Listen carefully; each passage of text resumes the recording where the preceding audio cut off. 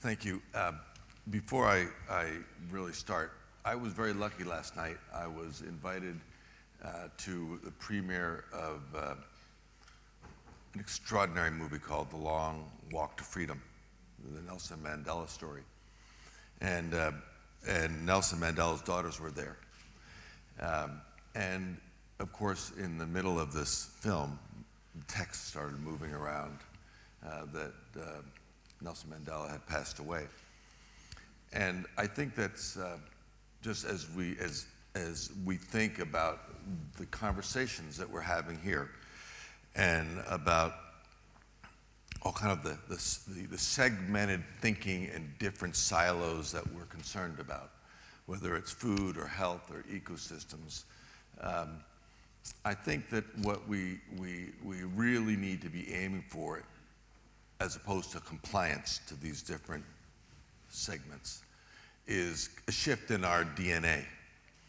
And I think that's really what happened as you watch this extraordinary movie, which I think you all should see, with Nelson Mandela. He didn't start out as a man that was only searching for peace. He was strong and fighting and throwing Molotov cocktails. But it was the evolution of realizing that the real enemy of peace is not just the oppressed, but the oppressor, and that they have to both be forgiven and brought together. And I think that for us to make the progress that we need to make, we need to be really thinking about how do we shift DNA, and it's the DNA of ourselves, but it's also the DNA of all the companies. And the really extraordinarily important moment that we're in right now is that we actually have a tool that is activating that, and that's the tool of social media. And the tool of social media basically says that we see you. We know you.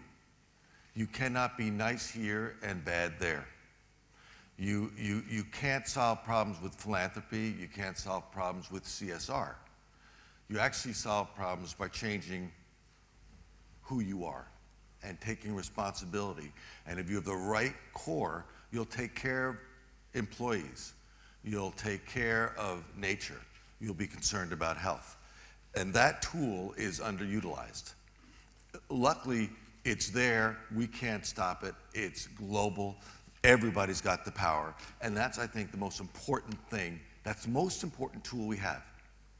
Because with that tool, if we apply all the knowledge that is expressed that we heard today, it's extraordinary listening to the knowledge, whether it's endocrine interrupters or whether it's the quantity of waste. If we apply that social media power and disperse the knowledge we know, we will actually force adjustments and change.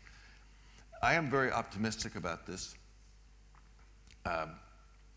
because I'm seeing in companies, in corporations, whom I actually don't see as villains, but I see in companies a radical shift in many. I see companies actually as parents and as neighbors, as people who are trying to do the right thing like everybody else for their immediate group, but not necessarily knowing what to do. So I feel that there's been a sea change, and it's come about by this concept of enlightened self-interest. It's come about because we are now able to use externalities and the power of social media to show governments and leaders and companies what's in their self-interest. And what's in their self-interest is to be a partner, not a predator. And what's in their self-interest is to figure out how do they adjust their behavior and why is that beneficial to themselves. So whether it's a huge company like a Walmart or a Starbucks or a Unilever, what we're seeing is a shift in their assessment of sustainability.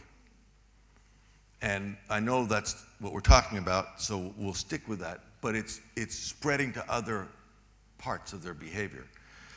And they're not doing it necessarily because they are altruistic, because I do not believe they are. They're doing it because they see it as being in their self-interest. Now, just as one example of the adjustments that we have seen just recently, many of you have heard the conversations that have taken place here about this effort to look at measuring the contributions that ecosystems provide to food production in Africa. It's an effort the Gates Foundation launched with Conservation International and the Earth Institute and organizations and research institutions in Southern Africa. And it was an effort to actually provide a metric, a tool that would allow nations and communities and businesses to put a value on the essential services and products that nature provides that food production requires, focusing on the smallholder farmer. It's become very, very impactful. And what we have seen, which is what I want to just kind of touch upon, why I'm feeling a little bit more optimistic today than I actually was yesterday, is that there are two major initiatives in sub-Saharan Africa right now focusing on expanding food production. One is called Grow Africa. And Grow Africa is connected to a whole range of big enterprises, the G8, the World Economic Forum, et cetera.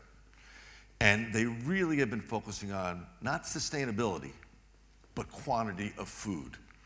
And the concept has been, we can convert more land to ag, we can make more money.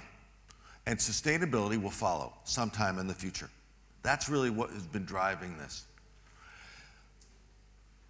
A group of research institutions and NGOs tried relatively unsuccessfully to insert into that conversation the idea of, well, let's get the sustainability done up front. Let's actually use the data systems and the metrics and the vital signs effort to actually make certain that the type of farming, the type of land conservation, the protection of water sources and pollinators and productive soil, that's up front. That we make intelligent decisions rather than cutting the deals over how the land's going to be used. Initially, Grow Africa, World Economic Forum, rejected that. They said, great idea, we love it, we'll get to that later, we want to cut the deals first.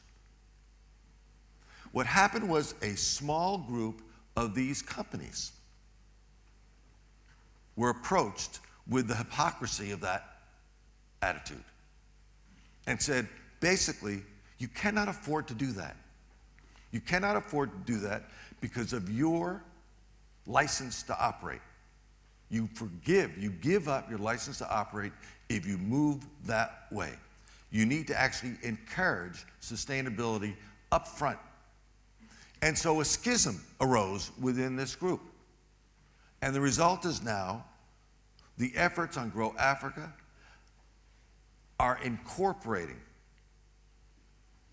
vital signs, sustainability up front.